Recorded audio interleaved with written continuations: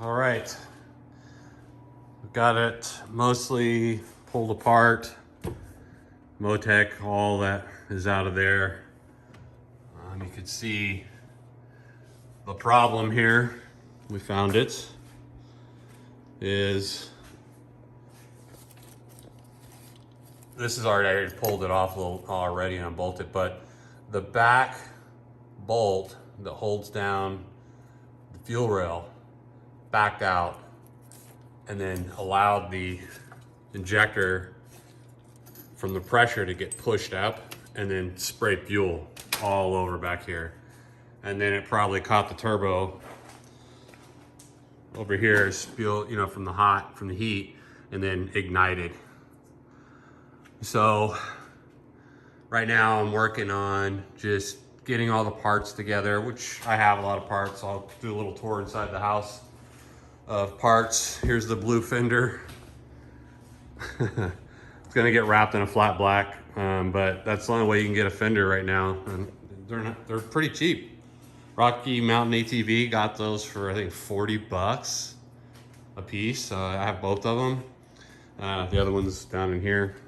There's our pile of melted, just goo. Just horrible. It is what it is. We're gonna rebuild it. Got to get in here, take this thing completely apart, clean it up, taking the engine out completely. Gonna go ahead and just kind of go through it, make sure everything's good on it while we're here. Gonna change all the oiling system as far as the tank, hoses, lines, all that's gonna get swapped out. Yeah, this will be all new. You'll see in a minute. I'll go inside and give you a tour of the parts. Oh, I still need to send that back. Oh, geez, keep forgetting. I need to get that back to PCI. But yeah, she got cooked pretty good. But something really cool just got done. I sent the shocks in to get rebuilt and done because they obviously got cooked. So I figured, well, might as well get them all redone. So Shock Therapy did a full revalve, rebuild, and I went ahead and put different springs on. Even though I had the Weller spring kit, I felt the Weller spring kit was still just a little too stiff. So I asked Shock Therapy to go ahead and do it upright. So I figured if we're having to get in this far into this thing, we're just gonna do everything we can to make it better than it was before. I mean, it was already a beast before, but now we're, you know, after having it for a year, we learned a lot of things about it, such as like where I had the coils at originally. It was kind of a pain in the butt, so I'm moving that. Gonna change up the oiling and breathing system a little bit. Everything worked fine. It was fine.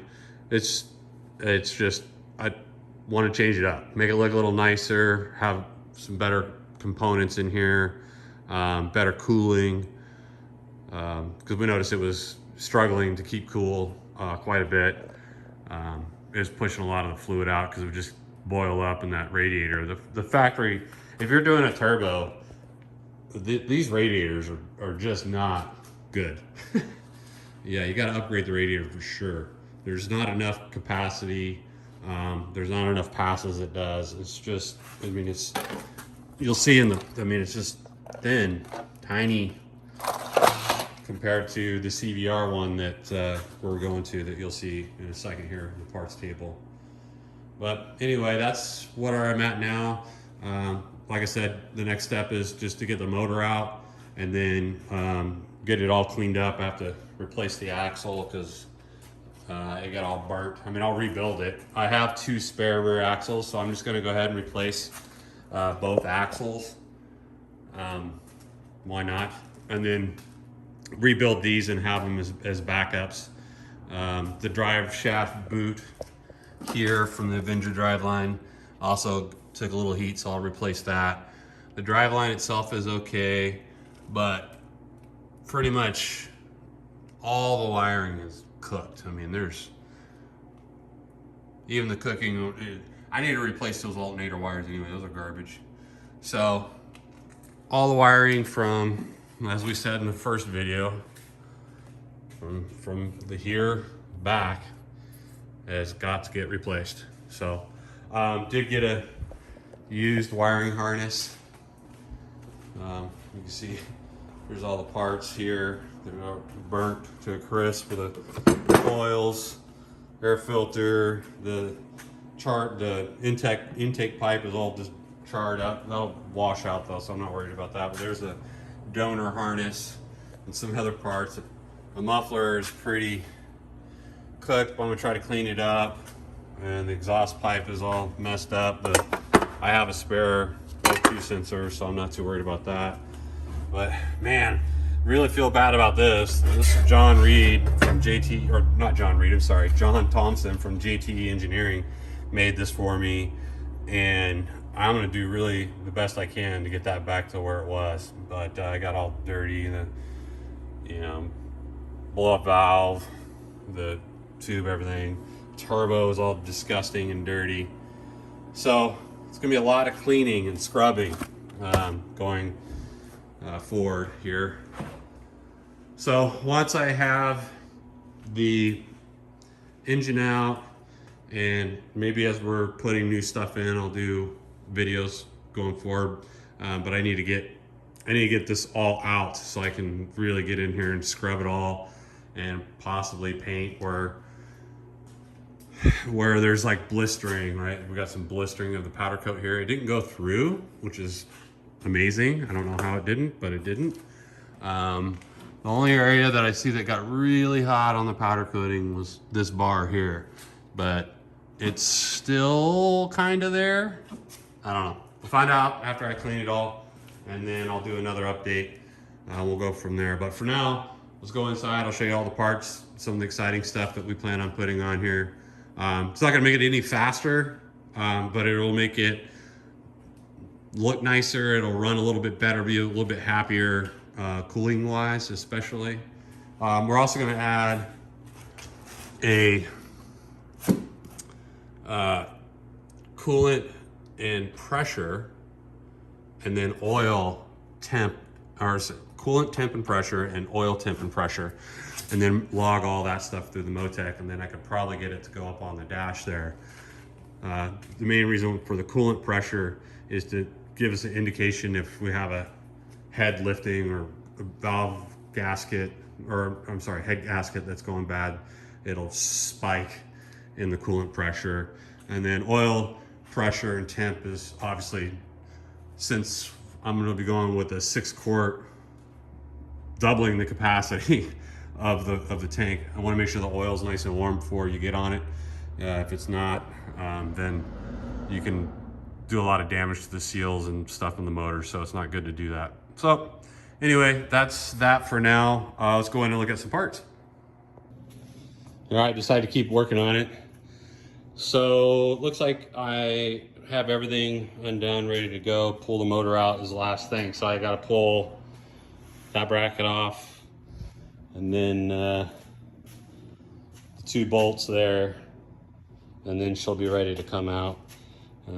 So I'm gonna wait till I have an extra hand here to help me out with that, just because, yeah, I don't wanna hurt myself or drop the engine. So you can do it with one person, but because I think both of us carried it over here, one person just kind of picked it up and threw it in there. So they're not super duper heavy, but they're not light either.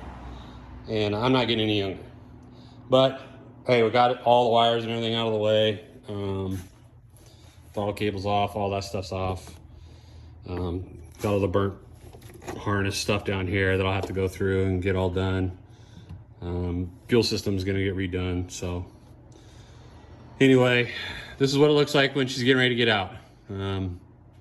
So hopefully the next video will be it out and getting ready to do some mock-up on oil tank, breather,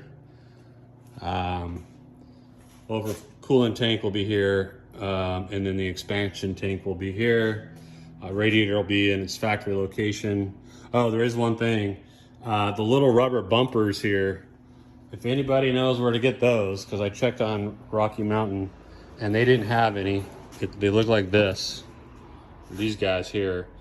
I only have, I think, 2 that survived, maybe only 1, and I need 4 total. So if you know something that looks like this, I can get it off a different vehicle, that'd be great.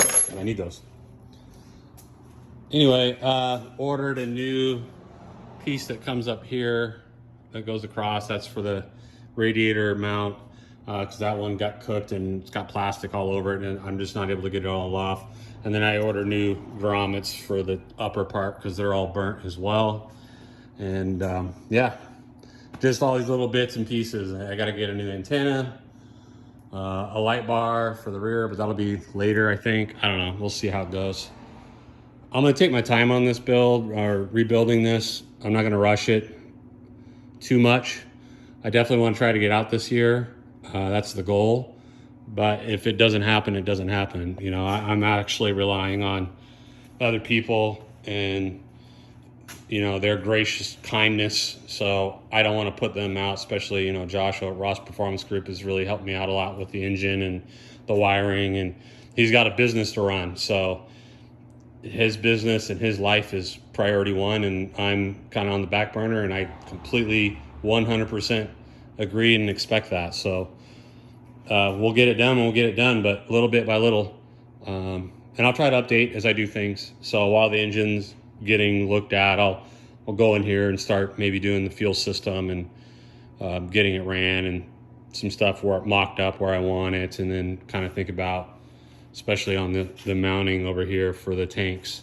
This side is already designed, that the one by JTE Engineering from John, actually the tank bolts in the factory location, and then I had to mock that up so that will go on this here. And what I'm going to do is I'm going to drill that out. I'm going to drill that out right there, and then put a spacer in between and one big long bolt.